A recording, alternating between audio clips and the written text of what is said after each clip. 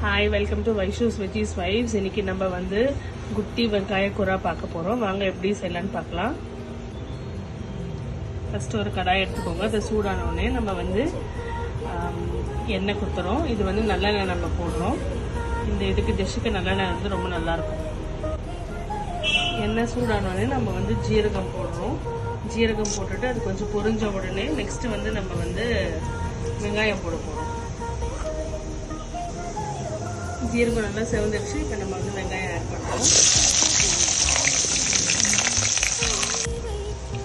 இப்போ ஆனியன்ஸ் நல்லா வதங்கியாச்சு. நெக்ஸ்ட்டு நான் இப்போ வந்து கருவேப்பிலை, பூண்டு, பெப்பர் அண்ட் ரெட் சில்லிஸ் போடுறேன். மசாலாலாம் போட்டு நல்லா வதங்கிடுச்சு. இப்போ நான் வந்து தேங்காவும் பச்சை மிளகாவும் ஆட் பண்ணுறேன்.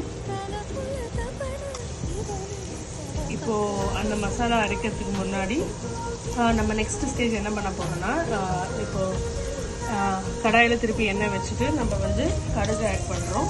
கடுகுக்கு அப்புறம் வெந்தயம் போட போகிறோம். வெந்தயம் கொஞ்சமாக போடுங்க.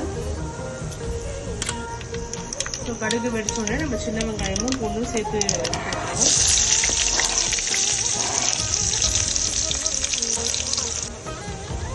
வெங்காயமும் பூண்டு நல்லா வதங்கின பிறகு இப்போ நான் வந்து காஞ்ச மிளகாவும் கருவேப்பிலையும் போடுறோம். இப்போ இந்த வெங்காயம், பூண்டு, மற்ற மிளகாயெல்லாம் நல்லா வதங்கின பிறகு இப்போ நம்ம மசாலா பவுடரை போடுறோம். என்னென்ன மசாலான்றது டிஸ்கிரிப்ஷனில் தரேன். அதோடு சேர்ந்து நான் உப்பும் ஆட் பண்ணுறேன்.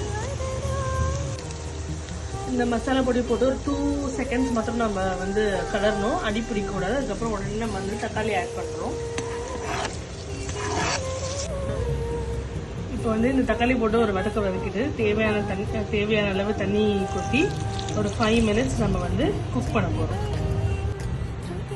இப்போ நம்ம வந்து அந்த தக்காளி மசாலா பொடியெல்லாம் போட்டு கொஞ்சம் 5 மினிட்ஸ் குக் ஆகிற டைமில் நம்ம வந்து இந்த பேஸ்ட் அரைச்சிடலாம். ஸோ நான் இந்த ஆல்ரெடி நம்ம ஆற வச்ச பேஸ்ட்டில் நான் கொஞ்சம் தண்ணி வந்து ஆட் பண்ணி அரைக்க போகிறேன்.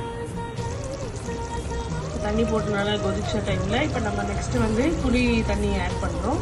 புளி பேஸ்ட். இப்போ நம்மளோட பேஸ்ட் ரெடி. வாங்க எப்படி இருக்குன்னு பார்க்கலாம். இப்போ இந்த பேஸ்ட்டை வந்து நம்ம வந்து நெக்ஸ்ட்டு என்ன பண்ண போகிறோம்னா, அந்த புளி தண்ணியில் வந்து நம்ம போட்டு மிக்ஸ் பண்ண போகிறோம். புளி தண்ணி அந்த பேஸ்ட் எல்லாமே நல்லா வந்து கொதிச்சிட்டு வாங்க இப்போ பேஸ்ட் போடலாம்.